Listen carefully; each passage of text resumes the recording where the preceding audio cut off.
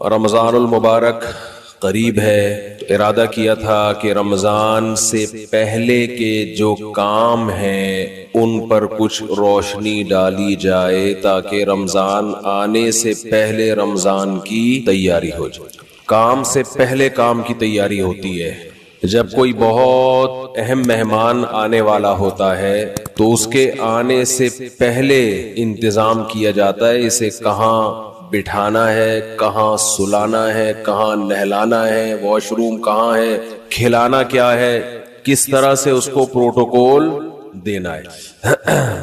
آنے کے بعد نہیں ہوتا یہ کام۔ تو رمضان آنے سے پہلے اگر ہم اس کی تیاری کر لیں گے تو اس مہمان کی انشاءاللہ قدر ہوگی، اور عزت دار انسان کو اگر عزت دی جائے تو وہ اس کا بدلہ ضرور دیتا ہے۔ دو قسم کے لوگ ہوتے ہیں نا، ایک احسان فراموش ہوتے ہیں اور ایک وہ ہوتے ہیں جو تھوڑے سے احسان کا بدلہ بھی بہت زیادہ دیتے ہیں۔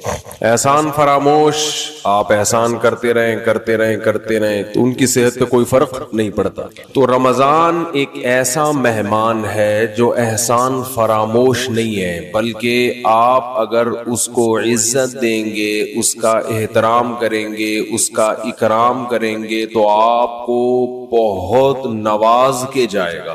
آپ اگر بعض مہمان ہیں نا سادہ چائے پلائیں گے تو وہ آپ کو دودھ پتی پلائے گا، آپ اسے انڈے والا برگر کھلائیں گے تو وہ آپ کو پیزا کھلائے گا۔ کچھ مہمان ایسے ہوتے ہیں، آپ اگر اسے بغیر بوٹی کی بریانی کھلائیں گے تو وہ آپ کو گوشت والی بریانی کھلائے گا۔ تو رمضان ایک ایسا مہمان ہے جو تھوڑا سا اکرام کرنے پر بھی آپ کو بہت زیادہ نوازتا ہے، تھوڑا نہیں نوازتا۔ لیکن رمضان کی جو نوازشیں ہیں، رمضان کے جو تحفے ہیں، جو رمضان آپ کو گفٹ دے گا اگر آپ اس کو عزت دیں گے تو وہ اس کا گفٹ ہونا ان لوگوں کی سمجھ میں آتا ہے جن کا آخرت پر ایمان ہو۔ جو آخرت کو نہیں مانتے، دنیا کو مسافر خانہ نہیں سمجھتے، انہیں رمضان جو کچھ دے کر جاتا ہے، جو گفٹ دے کر جاتا ہے، اس گفٹ کی ان کی نظر میں قدر نہیں ہوتی۔ سمجھ میں آ رہی ہے بات؟ مثال سے سمجھاتا ہوں۔ چھوٹے بچے جب پیدا ہوتے ہیں اور فیملی پلاننگ والوں کے غم میں اضافہ ہوتا ہے تو اکثر رشتہ دار بچوں کو لفافوں میں پیسے دے رہے ہوتے ہیں، کچھ کھلونے دے دیتے ہیں، جھنجھنا پکڑا دیا تو بچے کو جھنجھنا اچھا لگتا ہے۔ لیکن اگر کسی رشتہ دار نے 5000 کا نوٹ بچے کو پکڑا دیا، بچے کو وہ سمجھ میں نہیں آتا، حالانکہ وہ جھنجھنے سے زیادہ مہنگا ہے اور اس میں ہزاروں جھنجھنے آ سکتے ہیں۔ لیکن بچہ اپنی حماقت اور بے وقوفی کی بنیاد پر 1-2 روپے والی ٹافی کو تو قدر کی نظر سے دیکھتا ہے، وہ 5-5 ہزار کے نوٹوں کو قدر کی نظر سے، وہی بات جواب آنا چاہیے نا، وہ 5-5 ہزار کے نوٹوں کو قدر کی نظر سے نہیں دیکھتا، کہتے یہ تو ایسا ہی ہے، کھائے گا اس کو۔ تو اس میں اس 5000 کے، ابھی تک تو 5000 کا نوٹ ہے، میرا خیال ہے 50000 کا نوٹ بھی عنقریب آنے والا ہے۔ جس حساب سے معیشت ڈاؤن ہو رہی ہے تو 50000 کا نوٹ بھی عنقریب آ جائے گا، بلکہ تول کے نوٹ بکیں گے، 1 کلو 5000 کے نوٹ چاہیے مجھے، اس طرح سے سیٹ اپ چلنے والا ہے۔ تو اب بچے کے دل میں جو 5000 کے نوٹ کی قدر نہیں ہے، اس میں 5000 کے نوٹ کا قصور ہے یا بچے کا قصور ہے؟ بچے کا قصور ہے بھائی۔ یہ 5000 کے نوٹ میں ٹافیوں کے ڈبوں کے ڈبے آ سکتے ہیں۔ تو رمضان آپ کو کیا گفٹ دے کر جاتا ہے، اس گفٹ کی قدر ان لوگوں کی نظر میں ہے جو اس دنیا کو حقیقی زندگی نہیں سمجھتے۔ جو اس کو اصل سمجھتے ان کی نظر میں رمضان ٹینشن کے علاوہ کچھ بھی نہیں، خام خواہ کی ٹینشن ہے، کیونکہ وہ کہتے ہیں رمضان مولویوں کا مہینہ ہے۔ کس کا ہے؟ مولویوں، سیزن آتے ہیں نا، یہ مولویوں کا ہے۔ تو میں یہ عرض کر رہا تھا کہ رمضان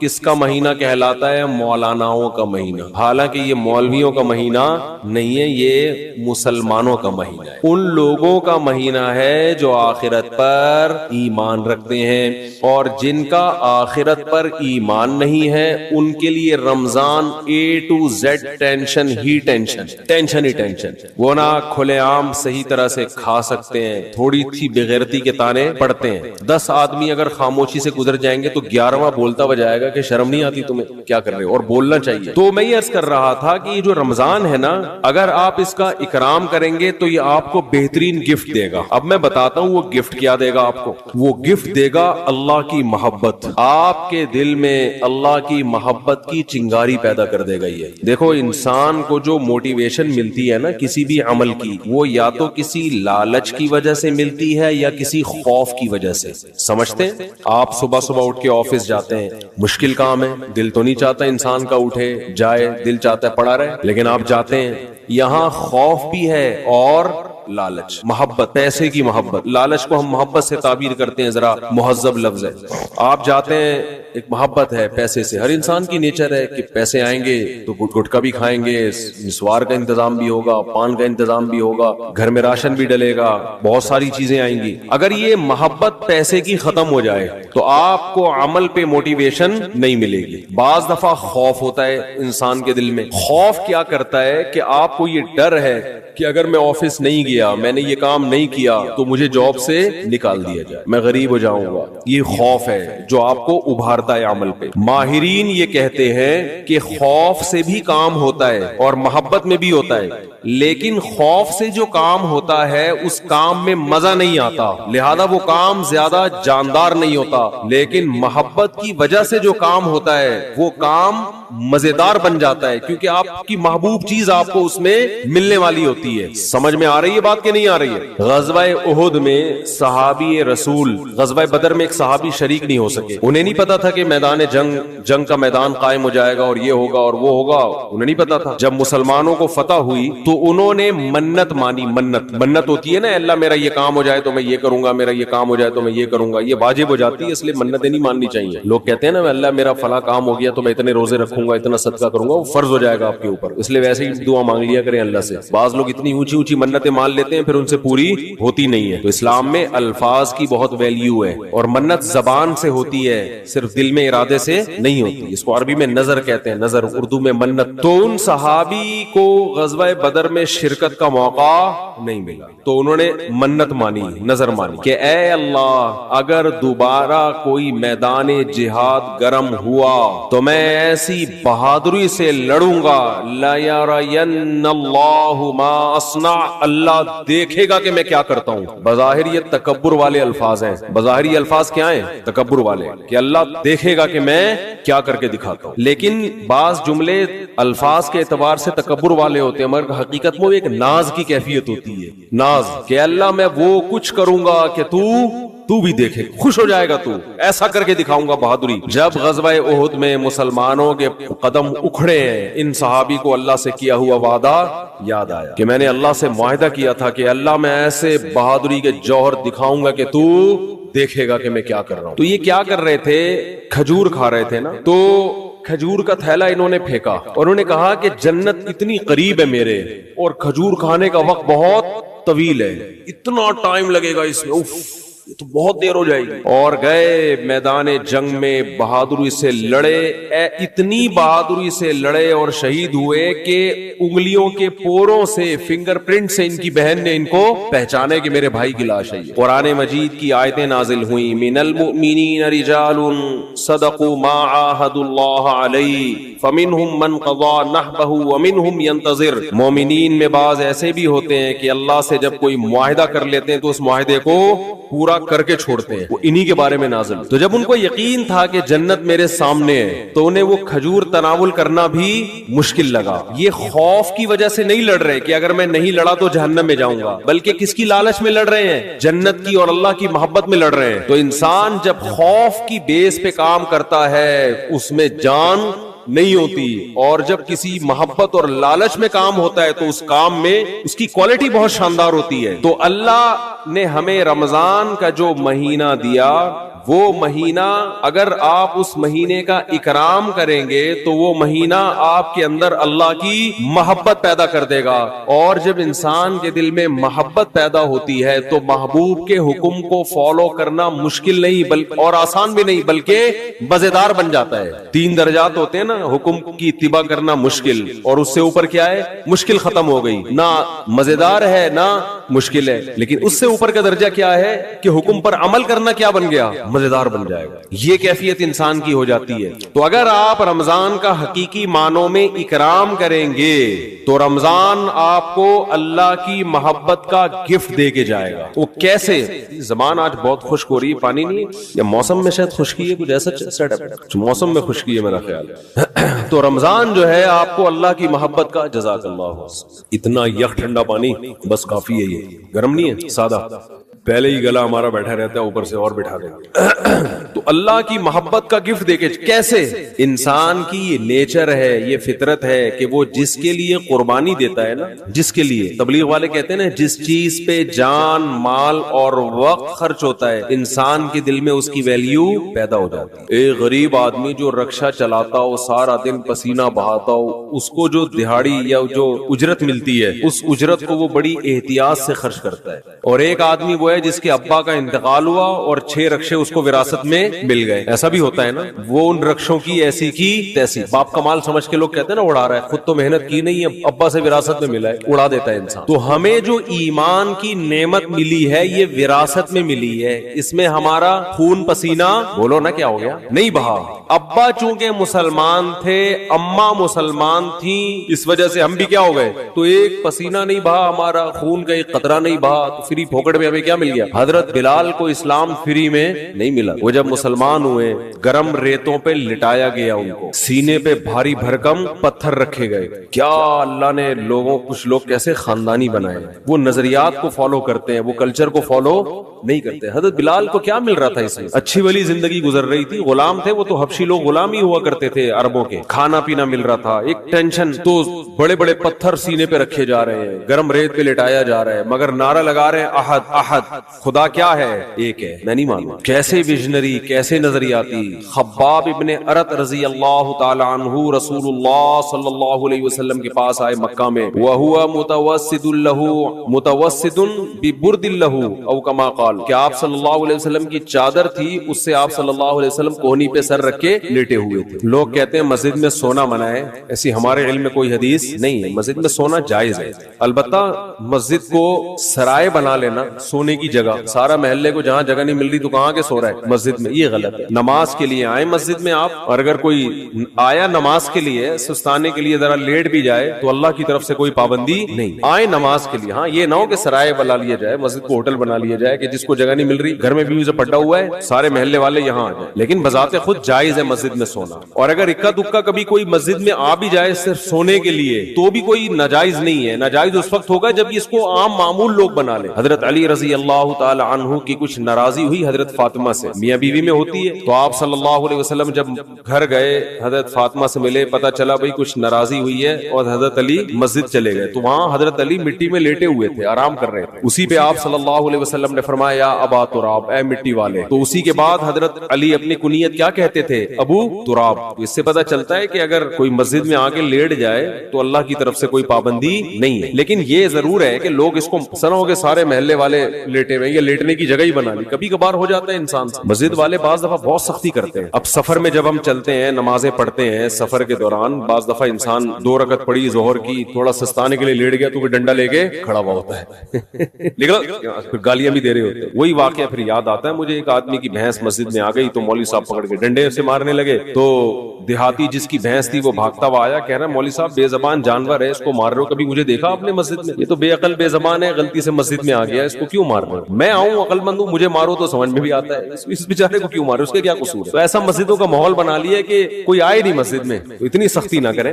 تو کہاں سے کہاں بات چلی جاتی ہے یار، تو آج ویسے بھی کھوپڑی سیٹ نہیں ہے میری۔ جی کھوپڑی سیٹ آرام نہ ہونے کی وجہ سے نہیں ہے, ویسے کھوپڑی سیٹ ہے الحمدللہ. تو رمضان کی بات چل رہی تھی. ہاں میں یہ عرض کر رہا تھا کہ فری میں جو انسان کو چیز ملتی, ہمیں ایمان ملا ہے فری میں. ابا مسلمان اماں مسلمان تو ہم بھی مسلمان, سارے اڑوس پڑوس مسلمان ہیں, قدر نہیں ہے. صحابہ کو ایمان ملا محنت کرنے کے بعد. آج بھی بہت سے غیر مسلم مسلمان ہوتے ہیں, میں حیران ہوتا ہوں, بعض ہندو بچیوں کے فون آتے ہیں گھر کے اندر رہتے ہوئے مسلمان ہو گئی. ایک ہندو لڑکی کا 2-3 سال پرانی بات ہے, فون آیا, میرا خیال ہے 16-17 سال, یہ بچپنے ہی کی, مینٹلی تو انسان بچہ ہی ہوتا ہے. اس نے اسلام قبول کیا, پورے رمضان کے روزے بھی گھر میں رکھے, کسی نے اس کو تبلیغ نہیں کی, نماز بھی چھپ چھپ کے گھر میں پڑھ رہی ہے. اور والدین اتنے سخت ہیں کہ اگر ان کو پتا چل گیا تو جان سے مار دیں گے, یہ خطرہ ہے. میں نے اس سے پوچھا, 2-3 سال پرانی بات ہے, میں نے پوچھا آپ کو کس نے تبلیغ کی؟ اس نے کہا میری یہ سمجھ میں نہیں آتا کہ ہمارے والدین پتھر کی بنی ہوئی مورتیوں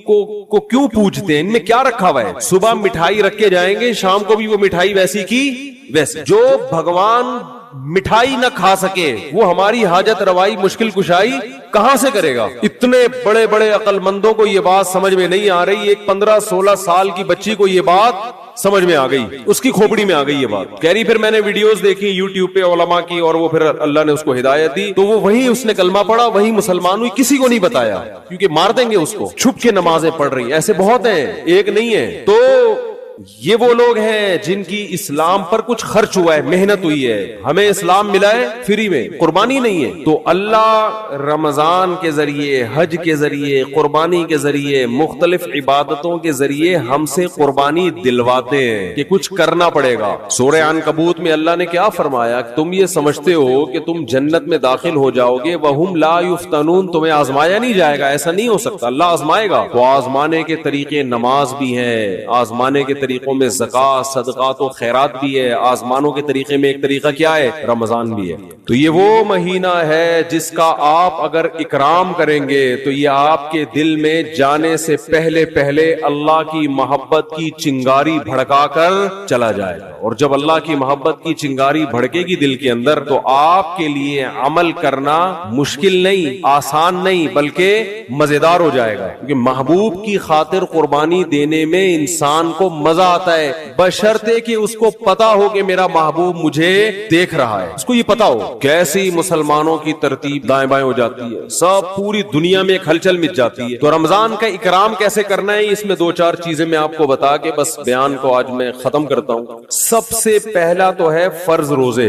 یہ تو رمضان تو رکن ہے نا, رمضان کے روزے. ابھی سے نیت کریں کہ رمضان کا ایک روزہ بھی قضا نہیں کرنا ہے, کچھ بھی ہو جائے. دیکھو جو سوچ کے روزے رکھتا ہے نا, اس کے لیے روزہ رکھنا مشکل ہے. جو نہ رکھنے کا آپشن ہی ختم کر دے اس کو پتہ بھی نہیں چلتا, پورا مہینہ گزر جائے. بعض لوگ روزے کے بارے میں سوچتے ہیں رکھو گے نہیں رکھوں, ان کے لیے ایک روزہ ٹینشن ہے, ایک روزہ ٹینشن. اور اگر آپ نے یہ عزم کر لیا کہ بھائی میں مسلمان ہوں, نو کا آپشن میرے پاس نہیں ہے, تو پتہ ہی نہیں چلتا. ویسے ایک روزہ رکھو کتنا مشکل کام ہے بھائی. ہم لوگوں سے بتاتے ہیں پیر اور جمعرات کا روزہ سنت ہے, اچھا خاصا ٹینشن ہوتی ہے کیونکہ سنت ہے نا, فرض تو نہیں ہے, رکھیں نہیں رکھیں ایک ٹینشن. رکھنے کے بعد بھی بعض دفعہ کی سوچ رہا ہوتا ہے یار نہ رکھتا تو اچھا تھا. بعض دفعہ یہ بھی وسوسے آنا شروع ہوتے ہیں شیطان کی طرف سے. لیکن جو کام کرنا ہی کرنا ہے تو اس میں انسان فارغ ہو جاتا ہے کہ بھئی یہ اس میں ٹینشن ختم ہو جاتی ہے. تو یہ نہ سوچیں کہ میں کتنے رکھوں گا. خواتین کے جو ایام ہوتے ہیں نا مینسز کے, ان ایام کی حفاظت, ان کو شمار کرنا عورت پہ فرض ہے. یہ خوب سمجھ لیں.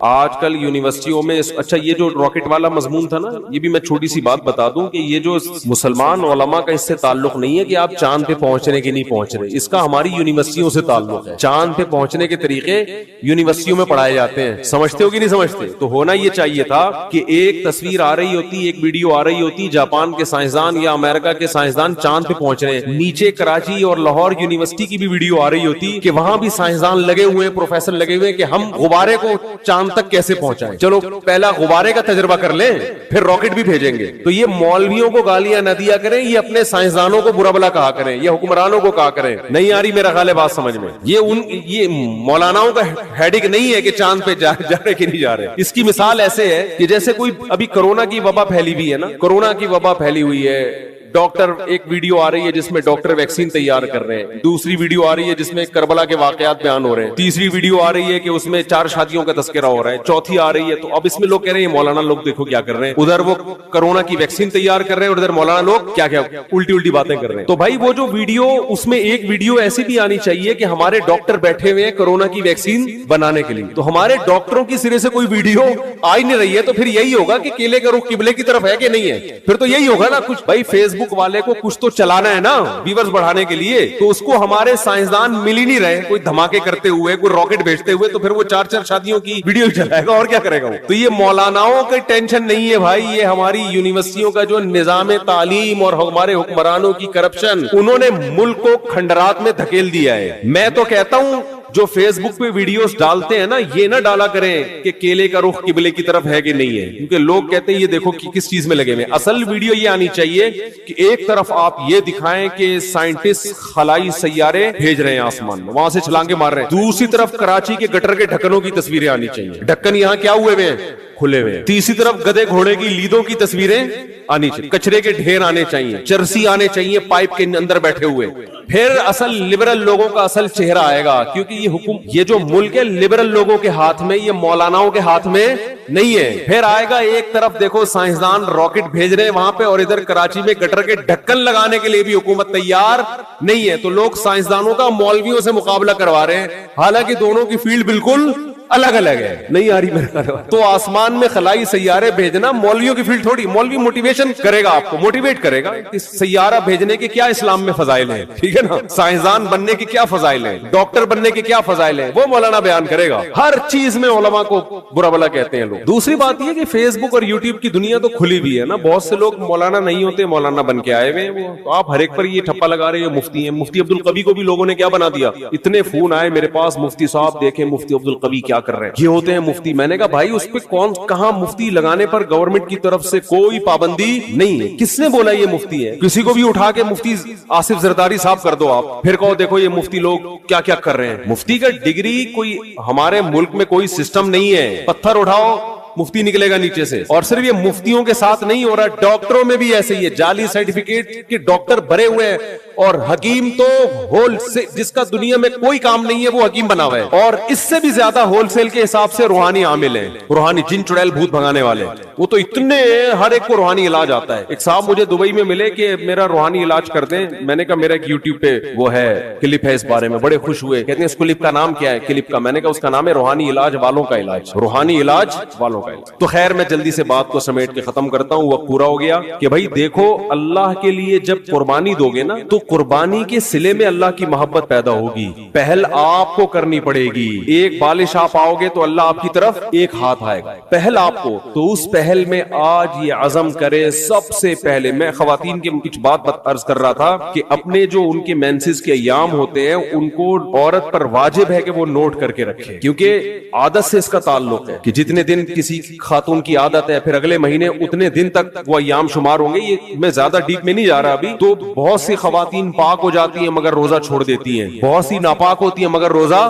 رکھتی ہیں. تو مسائل کا علم ہے ہی نہیں. بہشتی زیور ایک جامعۃ الرشید نے چھاپی ہے, آسان بہشتی زیور, تسہیل بہشتی زیور کے نام سے. وہ کتاب ہر گھر کی ضرورت ہے. اس میں بہت روز مرہ کے مسائل لکھے ہوئے. ہمارے اہل حدیث حضرات اس پہ اعتراضات کرتے ہیں, تو کسی مسئلے پر اعتراض کریں تو میرے سامنے لے کر آئے. اس کو سمجھتے ہیں کہ نہیں سمجھتے؟ اعتراض کرنا آسان ہوتا ہے, گورنمنٹ کی طرف سے کوئی پابندی نہیں. ابھی میرا وہ بات ہوئی تھی نا, مناظرہ لوگوں نے نام دے دیا, حالانکہ مناظرہ نہیں تھا. اس میں ہوا یہ تھا کہ وہ یہ بار بار کہہ رہے تھے تقلید یہ ہے تقلید وہ ہے. میں نے کہا آپ بیٹھیں پہلے مجھے بتائیں تو آپ کے ہاں تقلید کی ڈیفینیشن کیا ہے, تو میں پہلے لکھوں گا, پھر اگلی نشست میں ہم اس پہ کیا کریں گے, بحث کریں گے. کیونکہ ایسے ادھر ادھر باتیں کرنا بہت آسان ہوتا ہے. تو سامنے بیٹھ کے آپ مجھے ریٹرن لکھ کے دیں, میں پہلے آپ کے دعوے کو سمجھوں گا, آپ کا دعویٰ ہے کیا, پھر ہم اس پہ بحث کریں گے. تو محترم نے دعویٰ یہ بتایا کہ کسی کی کو بلا دلیل فالو کرنا کیا کہلاتا ہے, تقلید, اور یہ حرام ہے, ناجائز ہے. میں نے کہا کسی کی بھی تقلید و حرام ہے. انہوں نے کہا کسی کی بھی تقلید و حرام ہے, وہ موجود ہے, ریکارڈ ہے.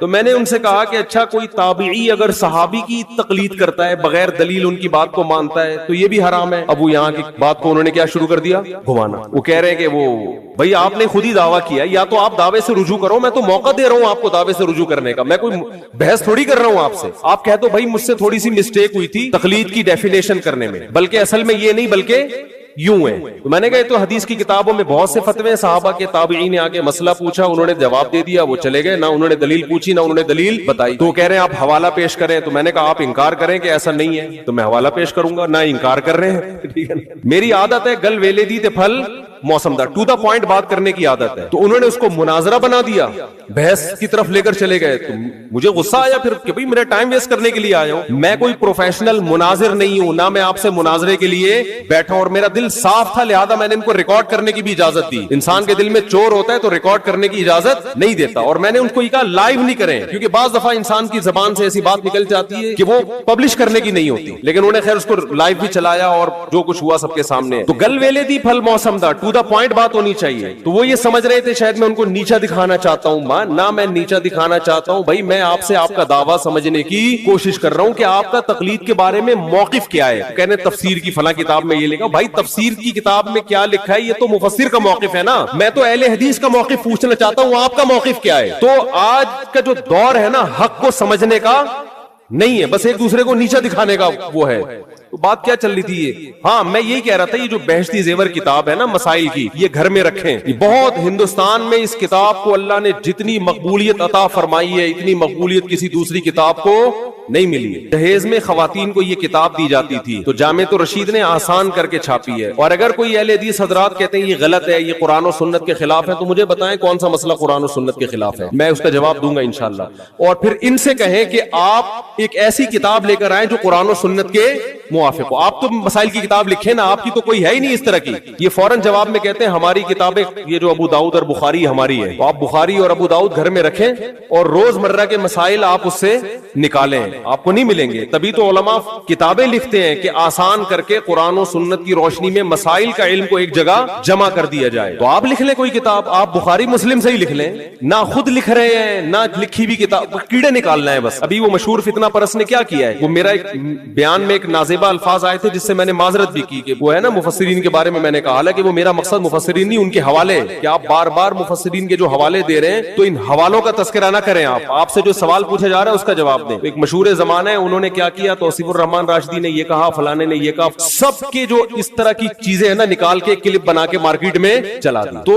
उलमा की बातों को में जो इस तरह की नेगेटिव चीजों को अगर आप किताबों से जमा करना शुरू करेंगे और तकरीरों से जमा करके क्लिप बनाएंगे तो इससे मुआशरे में जोड़ पैदा नहीं होगा बल्कि तोड़ पैदा होगा। ये बिल्कुल ऐसे ही है जैसे आप सबकी दावत करें और आप बोले तुम्हारे अब्बा ने फला सन में ये गलत काम किया, तुम्हारे चाचा ने फला सन में ये गलत काम किया, तुम्हारे मामू ने फला सन में ये गलत किया, और तुम्हारी फुप्पो एक दफा पकड़ी गई थी भाग के, फिर आई थी, तोबा कर ली थी लेकिन पकड़ी गई थी, और तुम्हारी खाला को भी मैंने देखा है टिकटिकी बांध के तुम्हारे चाचू को देख रही थी। ये सारा करके आपने एक दस्तरखान पे सबको दावत की और ये क्लिप चला दी और कहा मैं जोड़ पैदा करने के लिए ये काम कर रहा हूं, मेरा मकसद उम्मत में तोड़ नहीं है। वाह वाह, खुदा की कसम मजा आ गया। तो बाज लोगों का ये काम है, फलां बुजुर्ग ने अपनी किताब में ये लिखा, फलां बुजुर्ग ने अपनी किताब में ये लिखा, फलां बुजुर्ग ने अपनी किताब में ये लिखा, फलां देवबंदी ने अपनी किताब में ये, फलां बरेलवी ने तकरीर में ये कहा, फलां अहले हदीस ने तकरीर में ये कहा, फलां ने, और वो इतना मलगूबा बना के सब उलमा से लोगों को बदगुमान करके कहा कि मेरा काम उम्मत में जोड़ पैदा करना है, मैं फिरका परस्ती और तोड़ को कभी पनपने नहीं दूंगा। खुदा की कसम इससे बड़ा लतीफा दुनिया में कोई हो नहीं सकता। मुस्बत चीजों को हाईलाइट किया जाता है, हर इंसान से गलतियां होती हैं, हर इंसान। उलमा इस बारे में एक उसूल बयान करते हैं कि आदमी गलत हो, फिर अगर वो सही बात भी करे तो उसकी वजह से मुतासिर मत हो। जैसे गामदी साहब ने इस्लाम का बेड़ा गर्क कर दिया, दो चार अच्छी बातें भी करते हैं, वो जन्नत जहन्नम की भी थोड़ी सी बातें कर लेते हैं, लेकिन वैसे पूरा उन्होंने पर्दा के भी धज्जियां उड़ा दी, इद्दत के हकाम की धज्जियां उड़ा दी, दाढ़ी का इंकार कर दिया, और पता नहीं क्या क्या। दो चार बातें अच्छी कर लेते हैं कि अल्लाह का वजूद है, अल्लाह की तौहीद है, मुल्हिदों के खिलाफ तकरीरें भी उनकी मिलती हैं, और बाज दफा बंदा क्या होता है, सही होता है लेकिन उससे गलतियां होती हैं। तो अगर कोई बंदा ठीक है, उससे कभी गलती हो रही है, तो आप उसकी गलती को उछाल रहे हो, इसका मतलब आप गलत हो, आपकी सोच क्या है, गलत है, आप नेगेटिविटी को फरोग दे रहे हो माशरे में। तो खैर कहां से कहां बात चली गई, हम तो रमजान शव्वाल में उलझे हैं। तो بہشتی زیور کتاب ہے مسائل بہشتی زیور حضرت مولانا اشرف علی تھانوی کی. جہاں حضرت مولانا اشرف علی تھانوی کا نام آئے گا لوگ فوراً کہتے ہیں انہوں نے اپنے نام کا کلمہ پڑھایا تھا, اشرف علی رسول اللہ. میں ممبر پہ بیٹھ کے دعوے سے کہتا ہوں انہوں نے کبھی اپنے نام کا کلمہ نہیں پڑھایا. اس کے میں ویڈیو ریکارڈنگ میں جواب دے چکا ہوں, اور اس جواب کا جو جواب آیا ہے نا وہ ادھورا آیا, اس میں میری پوری اعتراضات کا جواب دیا نہیں گیا ہے. اس لیے میں کہہ رہا ہوں ایک دفعہ سامنے بیٹھ کے میں محترم سے اشکال کر لوں گا کہ حضرت نے اشرف علی تھانوی جو کلمہ پڑھوایا ہے اس کی حقیقت کیا ہے. میں سامنے بیٹھ کے میں مناظرہ نہیں کروں گا, بحث بھی نہیں. جیسے لوگوں کو اجازت ہوتی ہے نا سوال پڑھنے کی, بھائی محترم کی مجلس میں لوگوں کو اجازت ہے کہ سوال پڑھ کے سناتے ہیں, تو ہمیں بھی تو اجازت دو نا.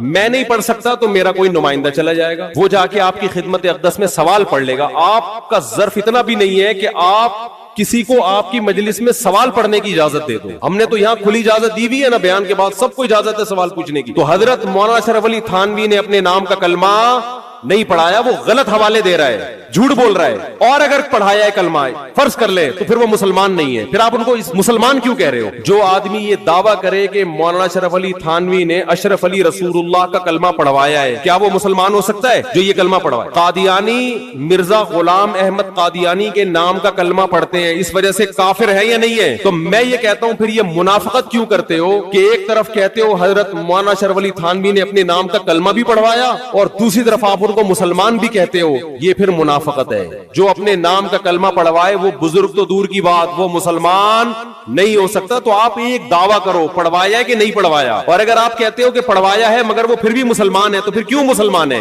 اس کی تعویل کیا کرتے ہو آپ؟ تو وہ تعویل آپ کر کے بتاؤ آپ. تو بہشتی زیور بہت شاندار کتاب ہے. باقی دیکھو دنیا میں کوئی کتاب ایسی نہیں ہے اللہ کی کتاب کے علاوہ کہ A to Z بالکل ٹھیک ہو, اس میں غلطی کا امکان نہ ہو. یہ ہم بہشتی زیور کے بارے میں بھی دعویٰ نہیں کرتے. بہشتی زیور میں 15 شعبان کے روزے کو مستحب لکھا ہے, لیکن ہم اس روزے کا مستحب نہیں مانتے کیونکہ اس میں حدیث صحیح نہیں ہے. تو یہ تو چھوٹی موٹی مسٹیک تو دنیا میں ہر شخص سے ہو سکتی ہیں. ہمارے شیخ حضرت مفتی رشید احمد صاحب کی فتاوی کی کتاب ہے احسن الفتاوی, بہت شاندار فتوے ہیں اس میں, بہت بہترین مدلل, لیکن اس کے ہر جز سے کوئی بھی متفق نہیں ہے. وہ تو دنیا میں کوئی کتاب ایسی نہیں ہے. تو اس کا یہ حل تھوڑی ہے کہ کتابوں کو اٹھا کے آپ پھینک دیں. اس کا حل یہ ہے کہ علماء اس پہ حاشیے چڑھاتے ہیں, اس پہ اپنی تقریضات لکھتے ہیں, تو پھر اشکالات اور تعلیقات ہوتی ہیں اس کے اوپر. تو یہ بہت شاندار کتاب ہے, آپ اس کو گھر میں رکھیں, اس سے آپ کو رمضان کے مسائل پتہ چلیں گے, خواتین کے خاص طور پر حیض و نفاس کے مسائل, جو آج کل ہماری جدید طبقے سے جو وابستہ خواتین ہیں یونیورسٹیوں پڑھنے والی, ان کو طہارت کے مسائل بھی معلوم نہیں ہے, بالکل نہیں پتا ان. تو رمضان کا پہلا خاندانی کام آپ نے کیا کرنا ہے؟ بھائی جلدی سے بات کو ختم کر رہا ہوں میں, ایک روزہ بھی نہیں چھوڑی, آپشن ہی ختم, چاہے سحری میں آنکھ کھلے یا نہیں کھلے. اس سے روزے آسان ہو جائیں گے ورنہ ٹینشن. دوسرا کام خاندانی کیا کرنا ہے؟ تراویح کی نماز. کیا کام کرنا ہے بھائی؟ اور تراویح 20 رکعتیں ہیں, 8 رکعتیں بولو. حضرت عمر سے 2 روایتیں, ایک 8 والی اور ایک 20 والی, کہ حضرت عمر نے کتنی دیکھو نبی صلی اللہ علیہ وسلم نے تراویح کی کتنی رکعتیں پڑھی ہیں, کوئی بے غبار حدیث میں ہمیں اس کا تذکرہ نہیں ملتا. بس اتنا ہے کہ 3 دن پڑھی ہے, بس کتنی پڑھی ہے ہمیں نہیں پتا. یہ ہمیں حضرت عمر کے عمل سے پتا چلتا ہے, کیونکہ حضرت عمر بدعتی بولو نہیں ہو سکتے, کیونکہ انہوں نے جب جماعت سے 20 رکعتیں پڑھائی ہیں حضرت عمر نے, تو اس کا مطلب نبی نے ان 3 دن میں کتنی پڑھی تھی. اور ایک ضعیف روایت میں اس کا تذکرہ بھی ہے کہ نبی نے 20 رکعتیں پڑھی ہیں. تو ضعیف روایت کی تائید جب خلفائے راشدین کے عمل سے ہو گئی تو وہ ضعیف بھی عملاً کیا بن گئی؟ صحیح بن گئی ہے. تو حضرت عمر سے 2 ہیں, 8 بھی اور 20 بھی. 8 والی پر امت نے کسی امت نے عمل ہی نہیں کیا, کیونکہ وہ بالاتفاق مضطرب ہونے کی وجہ سے ضعیف ہے, سند کی وجہ سے نہیں بلکہ مضطرب. کیونکہ جو راوی حضرت عمر سے 8 بیان کر رہا ہے وہی کتنی بھی بیان کر رہا ہے؟ 20 بیان کر رہا ہے. اور جب ہم صحابہ کے دور میں دیکھتے ہیں تو ہمیں سب جگہ 20 نظر آ رہی ہیں, 8 کہیں بھی نظر نہیں آ رہی. تو یہ کیسے ممکن ہے کہ حضرت عمر نے 8 شروع کی ہو اور کوفہ, بصرہ, دمشق, شام, مصر سب جگہ 20 ہو رہی ہوں؟ اس سے پتہ چلتا ہے کہ حضرت عمر سے جو 20 والی روایت ہے وہ صحیح ہے, 8 والی صحیح نہیں ہے. اور اس کی سب سے بڑی دلیل یہ ہے کہ موطا امام مالک میں ہے 8 رکعتوں والی, جو امام مالک نے نقل کی ہے, لیکن امام مالک خود 8 کا فتویٰ نہیں, وہ خود 20 سے زیادہ کے قائل ہیں, وہ تو 20 کے بھی نہیں 36 کے قائل ہیں. تو یہ کیسے ممکن ہے کہ کتاب کا مؤلف 8 والی ذکر کر رہا ہو مگر خود اس روایت کو وہ اس پر عمل نہ کر رہا ہو؟ ان باتوں کا کسی اہل حدیث عالم کے پاس جواب نہیں ہے. ترمذی میں ایک روایت پیش کی جاتی ہے امام احمد بن حنبل سے. یہ روایت ہے کہ اس میں کوئی مخصوص عدد ثابت نہیں ہے, جتنی چاہے پڑھ لو. لیکن امام احمد کی جو اپنی اصل کتابیں فقہ کی, اس میں امام احمد کے شاگرد جو امام احمد سے ذکر کرتے ہیں, وہ ذکر کرتے ہیں امام احمد بن حنبل کے نزدیک بھی 20 رکعتیں مختار ہیں. سمجھ نہیں آ رہی میرا خیال ہے. تبھی فقہ حنبلی میں تراویح کی رکعتیں کتنی ہیں؟ 20. اور امام ابو حنیفہ کے نزدیک بھی. لوگ پتہ ہے مجھ سے کیا کہتے ہیں, لوگ جو ہے نا کہتے ہیں کہ یار آپ ان حدیثوں کا انکار کر رہے ہو جس میں 8 آتا ہے. 8 والی جو بخاری کی حدیث ہے نا, اس کا تراویح سے کوئی تعلق نہیں ہے. بخاری میں آتا ہے نبی رمضان اور غیر رمضان میں 8 پڑھتے تھے, اس کا تراویح سے کوئی تعلق, وہ تو غیر رمضان میں بھی تھی. اتنی سینس نہیں ہے یار, آپ ہمیں قرآن و حدیث سکھا رہے ہو اور ہمیں اپنا مقلد بنا رہے ہو اتنے بڑے بڑے مجتہدین کی تقلید چھوڑ کے. میں لوگوں سے ایک بات کہتا ہوں, ایک قرآن و حدیث وہ ہے جو ابو حنیفہ, شافعی, مالک اور احمد بن حنبل نے سمجھا, اور ایک قرآن و حدیث وہ ہے جو 15ویں صدی کے مولوی سمجھ رہے ہیں. کس کی فہم زیادہ صحیح ہوگی بولو بھائی؟ ایک قرآن وہ ہے جو انجینئر بیان کر رہا ہے حدیث, ایک حدیث کی تفصیل وہ ہے جو امام مالک بیان کر رہے ہیں, ابو حنیفہ بیان کر رہے ہیں جن کی 80 ہجری میں پیدائش ہوئی ہے, تابعین میں سے ہیں, جو امام شافعی بیان کر رہے ہیں. تم امام شافعی کو چھوڑ رہے ہو, تم امام ابو حنیفہ کو چھوڑ رہے ہو, تم امام مالک کو چھوڑ رہے ہو, تم احمد بن حنبل جیسے محدث اور فقیہ جو امام بخاری کے استاذوں میں ہیں ان کو چھوڑ کر فالو کس کو کر رہے ہو؟ انجینئر کو. اور تم کہہ رہے ہو ہم صرف قرآن و حدیث کو مانتے ہیں, ہم کسی اور چیز کو نہیں مانتے. تم قرآن و حدیث کو نہیں مانتے میرے بھائی, تم مقلد ہو, اندھے مقلد ہو. تم قرآن و حدیث کی اس تشریح کو مانتے ہو جو انجینئر کر رہا ہے, اس تشریح کو نہیں مانتے جو احمد بن حنبل کر رہے ہیں, جو ابو حنیفہ کر رہے ہیں, جو امام مالک کر رہے ہیں, جو امام شافعی کر رہے ہیں. یہ بڑے بڑے تابعین, تبع تابعین, مجتہدین جن کو پوری امت نے فالو کیا ہے. تو 8 رکعت کی جو موطا امام مالک کی حدیث ہے, اس 8 رکعت پہ امام مالک نے فتویٰ نہیں دیا. کیوں؟ اس لیے کہ وہ حدیث مضطرب ہے, اس میں راوی ایک بیان پہ ٹکتا نہیں ہے, کہیں 20 بیان کرتا ہے, کہیں 8. جب راوی کے بیان میں تضاد ہو تو حدیث مضطرب ہونے کی وجہ سے رد ہو جاتی ہے. اور میں آخری بات کر کے بیان کو ختم کرتا ہوں, یہ جو تراویح کا لفظ ہے یہ 8 رکعتوں پہ فٹ ہی نہیں بیٹھتا ہے. اس کا بھی میں جواب سوال کر رہا ہوں لیکن کوئی جواب نہیں دے رہا. دیکھو اپنی مرضی کے سوال بنا کے جواب دے دیا کرو تو لوگ واہ واہ کریں گے. آپ میرے ساتھ یہ ہو رہا ہے, میں جو بیانات میں اعتراض کرتا ہوں نا اس کا جواب نہیں مجھے ملتا, خود سے اعتراض بنا کے کیا کر دیا جاتا ہے جواب. جیسے میں نے بتایا تھا کہ حرم میں 4 مصلے تھے, حنفی, مالکی, شافعی, حنبلی, 4 مصلے تھے نا کئی سو سال تک, جو کہ نہیں ہونے چاہیے, ایک ہی ہونا چاہیے تھا مصلہ. تو لوگوں نے اعتراض کیا 4 مصلے تھے حرم میں, یہ دیکھو کتنا غلط, یہ حنفی مالکی ایسے ہوتے ہیں. تو میرا سوال یہ تھا کہ 5واں کیوں نہیں تھا اس کو؟ اس کا مطلب 5واں فرقہ وجود میں آیا ہی نہیں تھا, وہ اب پیدا ہوا ہے. وہ ٹھیک ہے 4 غلط تھے لیکن اس غلط کو بھی صحیح ان 4 میں سے ایک نہیں کیا ہے. سمجھ رہے ہیں کہ نہیں بھئی ایک امام ہونا چاہیے, 4 الگ الگ جماعتیں نہیں ہونی چاہیے. لیکن اس کا مطلب 700 سال تک امت یہ سمجھتی رہی کہ اہل سنت والجماعت کے 4 نمائندے ہیں, 4 مکتب فکر, 5واں کوئی تھا ہی نہیں, لہذا اس کا کوئی مصلہ تھا ہی نہیں. تو سوال یہ تھا, لیکن جب سوال یہ پوچھا جائے تو ایسے جواب ملتا ہے کہ وہ سوال ہی پی جاتے ہیں. سوال یہ جواب یہ دیا کہ غلط ہو رہا تھا, یہ بدعت ہے, اور یہ بدعت ہے, یہ ناجائز ہے. تو ہم کب کہہ رہے ہیں کہ صحیح تھا بھائی وہ, لیکن یہ پوری دنیا میں نہیں ہو رہا تھا, یہ صرف حرم میں ہو رہا تھا. اور اس کو ختم بھی حنبلیوں نے کیا ہے کہ نہیں جی امام ایک ہونا چاہیے, سارے چاہے حنفی ہو شافعی ہو اس امام کے پیچھے نماز پڑھیں گے. سمجھ میں آ رہی ہے بات کہ نہیں آ رہی؟ تو سوال یہ تھا کہ 700 سال یا 400 سال تک امت کی نمائندگی ان 4 مکاتب فکر نے کی ہے حرم میں, 5ویں نے کوئی اپلیکیشن بھی نہیں دی. اس کا مطلب 5واں تھا ہی نہیں. اور جو آپ یہ مختلف الفاظ بیان کرتے ہو کہ امام احمد بن حنبل اہل حدیث تھے, فلاں میں اہل حدیث تھے, تو امام احمد بن حنبل اگر اس طرح کے اہل حدیث تھے تو پھر امام احمد بن حنبل کے فالوورز کو اہل حدیث کیوں نہیں کہا جاتا ہے, حنبلی کیوں کہا جاتا ہے؟ نہیں آ رہی بات میرا خیال. یہ ایسے ہی ہے جیسے جماعت المسلمین والے کہتے ہیں کہ ہم نبی کے دور سے ہیں, اور پھر بخاری میں دکھاتے ہیں جماعت المسلمین کے الفاظ. او بھائی یہ والی جماعت المسلمین نہیں تھی, یہ تو باقاعدہ آپ نے رجسٹر کروائی ہے 1975 میں.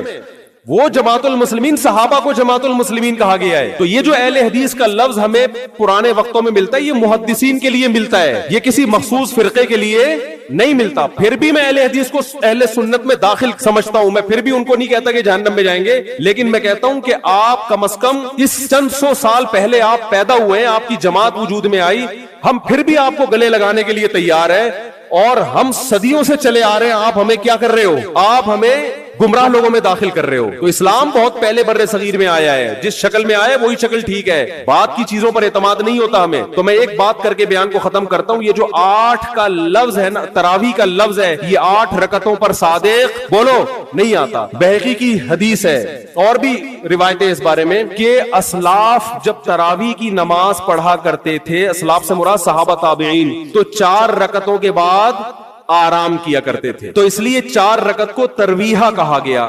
کیا کہا گیا؟ ترویحہ. روح سے نکلا ہے روح. استراحت کا لفظ سنا ہے آپ لوگوں نے؟ آرام. استراحت کسے کہتے ہیں؟ آرام. ترویح آرام دینا. راحت, راحت کا لفظ تو اور آسان ہے نا. ارے راحت کا لفظ نہیں سنا؟ راحت کسے کہتے ہیں؟ آپ کہہ رہے ہوں وہ اسے کہتے ہیں ہمارے محلے میں رہتی ہے. راحت کہتے ہیں آرام, ریسٹ. استراحت, راحت. روح یروح ترویحا, باب تفعیل میں جب جاتا ہے آرام دینا, تو ترویحتن, کیونکہ 4 رکعتوں کے بعد آرام کرتے تھے تو ان 4 رکعتوں کو کیا کہا گیا؟ ایک ترویحہ, یعنی ریسٹ ہے اس کے بعد. اب ترویحہ کا جو لفظ ہے نا, 4 رکعتوں کے بعد کیا ہو رہا ہے؟ Rest. It is called taraweeh. سب کو پتہ ہے 4 رکعتوں کو ترویحہ کہتے ہیں. 2 ترویحوں کو عربی میں کہیں گے ترویحتان. کیا کہیں گے؟ جیسے رجل کا معنی ایک آدمی, رجلان 2 آدمی. عربی میں 2 کے لیے الگ لفظ استعمال ہوتا ہے, 2 سے زیادہ کے لیے الگ. تو اگر یہ 8 رکعتیں ہوتی تو ان کو محدثین تراویح نہ کہتے بلکہ ترویحتان کہتے یا ترویحتین کہتے. کیا کہتے؟ 2 ترویحیں, اور ان کے بیچ میں ویسے بھی ریسٹ کی ضرورت پڑتی نہیں. ٹھیک ہے, 4 رکعت کے بعد امام بیٹھتا بولتے چل بھائی آگے جلدی کر, جانا بھی ہے گھر میں ہمیں. تو ترویحتین کہتے, ان کو محدثین تراویح نہیں کہتے. اور تراویح کا لفظ ہے جمع. عربی میں جمع کم سے کم افراد کتنے ہوتے ہیں اس کے؟ 3. تو کم سے کم 12 رکعتیں ہونی چاہیے. لیکن تراویح بھی جمع کثرت ہے, جمع قلت کثرت. جمع اقصا کہتے ہیں جو بہت زیادہ جمع ہو. تو پتہ ہے 4 رکعتیں کافی زیادہ ہیں تو ان کو تراویح کہا جائے گا. 4 رکعتیں تھوڑی سی بھی ہو تو ان کو تراویح. 4 رکعتیں اگر 3 دفعہ آئیں گی تو اس کو بھی علی وجہ الکمال ہم پورے طور پر تراویح کا لفظ اس پہ صادق نہیں آئے گا. بات آ رہی ہے سمجھ میں کہ نہیں آ رہی ہے؟ سمجھ میں سب آ رہی ہے, لیکن گھننے بن جاتے ہیں, گھماتے ہیں. اب دیکھیں نا یوٹیوب پہ اس کا جو بیان آئے گا نا اس میں گھمایا ہوا ہوگا, اس میں گھمایا. یہ اپنی طرف سے نکالا ہوا ہے, اپنی طرف سے نہیں بھائی, بہقی کی حدیث ہے, مصنف ابن ابی شیبہ کی روایتیں ہیں. آپ